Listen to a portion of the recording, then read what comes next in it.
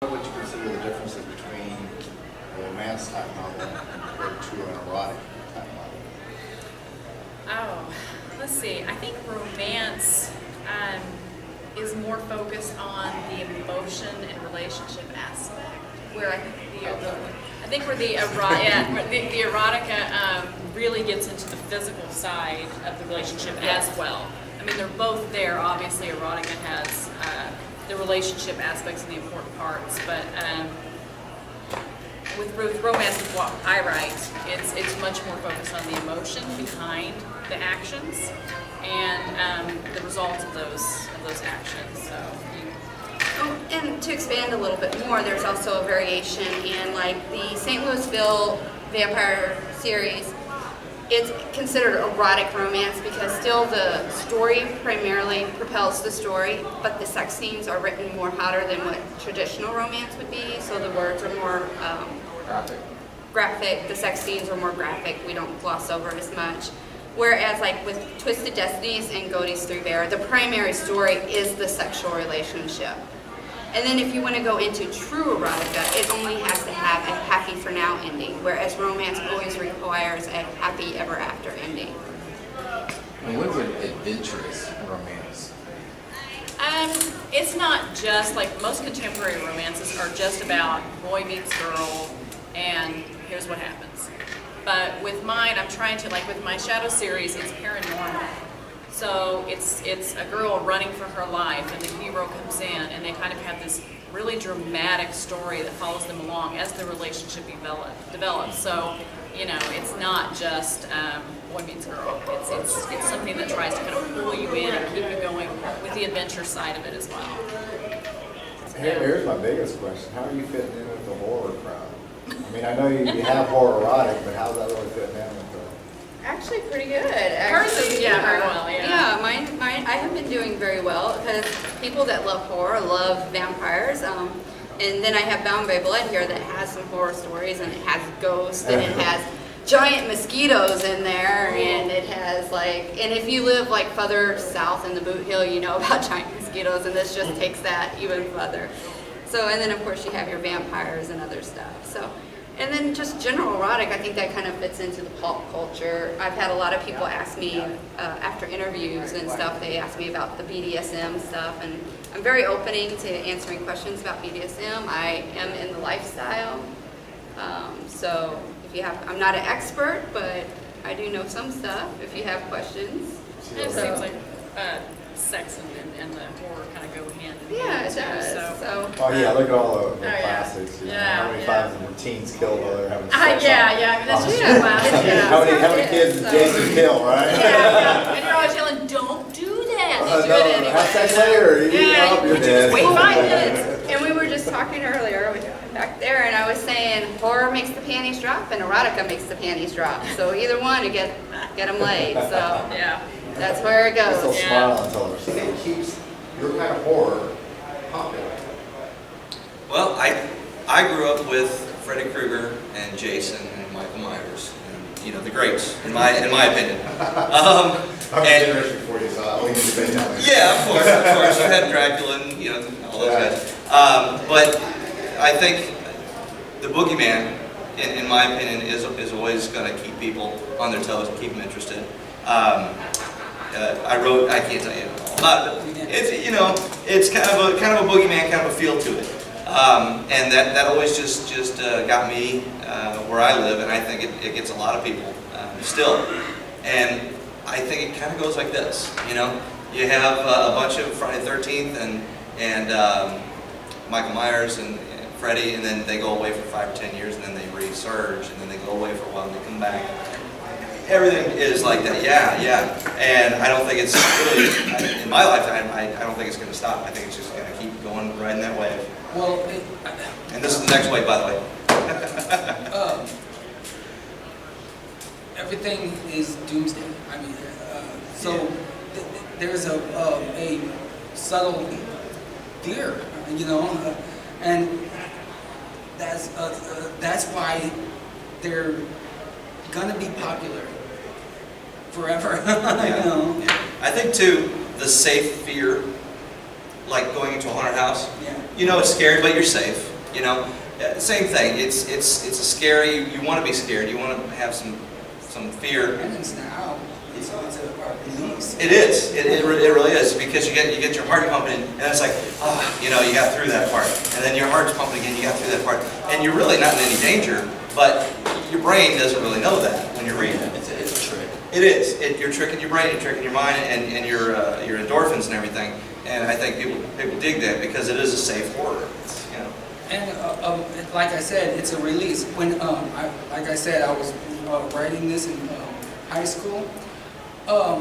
It kept me out of a lot of fights because I would write this person that was mean to me died. Yeah, the old saying, don't ever be an officer mad, they'll kill you, bring you back alive. That's right, that's right. Yup. Guilty. Exactly. Guilty. And I think the way, you know, and we grew up, and I'm pointing Capsule, but you know, I was a '70s guys, and things were extreme then. You know, it was Exorcist and Texas Chainsaw Massacre and Hills Have Eyes, and then things got kind of, in the '80s, things got kind of a little lost, and now things have gotten more extreme because the world has gotten more extreme. So you have it's almost like you get a little desensitized, and then you go to the movies, things have to get, I mean, we just saw Superman versus Batman, and we're watching Batman talk about making Superman bleed, which if you go back 30, 40 years, it's like, what? They're not friends, they're not, you know, so everything, you know, it goes in a cycle, but the cycle gets higher for horror because, you know, we go home tonight and we're talking about the 2-year-old who got ate by the alligator. Yeah. That's real. The 4-year-old who fell into the gorilla pit. Yeah. We're watching people get killed in a nightclub, and that's, and then you kind of get, you know, desensitized. What happened in the 70s with, you know, with all the Vietnam stuff. We watch it on TV, and people want to get entertained, but you have to jump over that next gate of enough emotion, enough fear, that it really takes you to a place beyond what you're seeing every day and what you deal with every day. And again, the safe fear where it's not real. It's not a kid falling or getting taken away by an alligator. Something scary and gory and gross, but it's, you know in your heart it's not really real. It didn't really happen, so you don't have to really fret about it. You don't want the stuff that haunting, but in a good way. Right. You know, because enough stuff happens in real life where, Right. you know, you could sit around in your house all night and cry all day. Yeah. If you wanted to. Yeah. But, you know, you have to, you know, at a certain point you let the stuff go, you hear it, you say, oh, it's bad. You read about it on Facebook for a couple of days. Yep. The next thing comes up, and in the meantime, you want entertainment. You don't want Twilight, for God's sakes. But you need those things, you know, you need those things. We all know paranormal means outside the norm, paranormal. Right. Yeah. We all know that. Well, That's a step foundation. And in the book, you see, I've accumulated tons and tons of paranormal media to write the book because I'm looking for characteristics and commonalities. Yeah, we have to understand that what we define as paranormal is only pre-normal. This means pre-normal. It's like a paralegal or a paramedic. It is the thing that comes before the norm. It's the information or knowledge that before it hits the mass consciousness comes into view first. So you may discover something. Until you write a book, it doesn't come into the mass consciousness. So it's paranormal. It's pre-normalized. So every discovery that we make, spirituality, factuality, scientific, is added to the paranormal repertoire. I mean, the same way we look at stars through telescopes. You know, you've got so many different genres and so many different awesome things to touch on, and you can focus more on sci-fi, you can focus more on horror, or you can focus more on fantasy or anything like that. But then you can also bring in different touches of all of those things, different elements of those. You know, you can write a sci-fi novel, but you can have an element of horror to it, or you can even have you know, an element of a love story in it if you want to. You know, there's so many different things you can bring into it and bring to the table to engage your readers and show them something a little different than just straight sci-fi. You know, because that goes so much farther into the enjoyment of the work. Because you know, in our daily lives, it's not just straight one thing or another. There's so many different things, and if you can incorporate that into your writing, then you're going to be able to engage and touch with the reader in such a stronger way. It's nice to have a genre we can fit into. People can like immediately identify it with sci-fi, and they like that genre, so they know that, you know, that's what they're going to enjoy. But when you have literary fiction, really can be about anything, so it's a little harder. But it gives you a lot more freedom, but it's a little tougher that way. Finding a market for it and finding a market for it. That's what I'm finding is the hardest part. So if you were thinking about exploring the writing, the creative writing,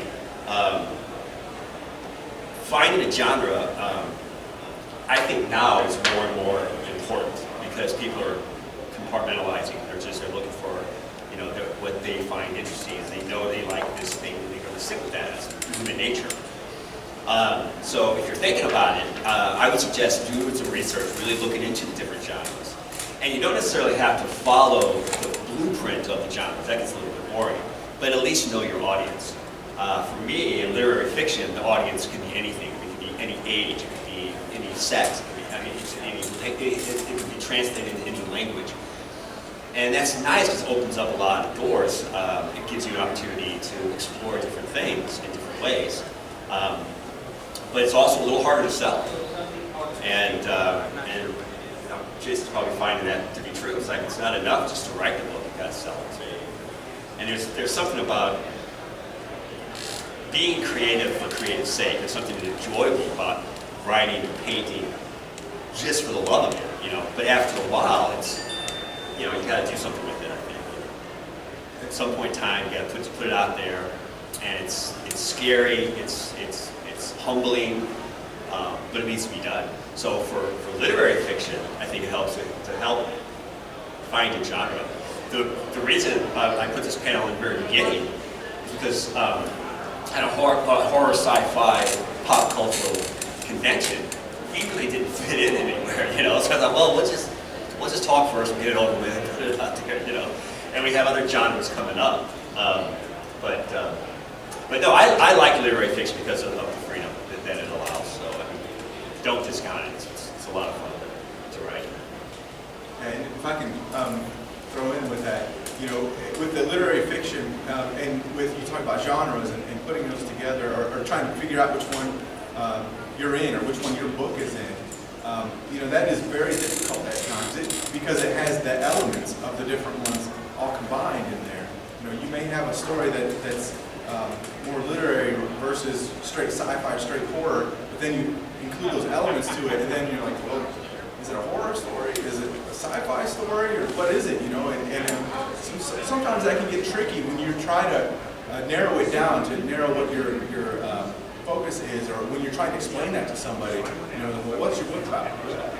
I got this, and this, and it's not straight horror. And there's some great straight horror stories out there in sci-fi and fantasy, but when you're kind of dabbling and have some of all of those elements in it, it can be tricky at times to try to focus that into a particular genre. But you don't want to back yourself in the corner sometimes and say, this is all I do, if you like to try and explore other styles as well.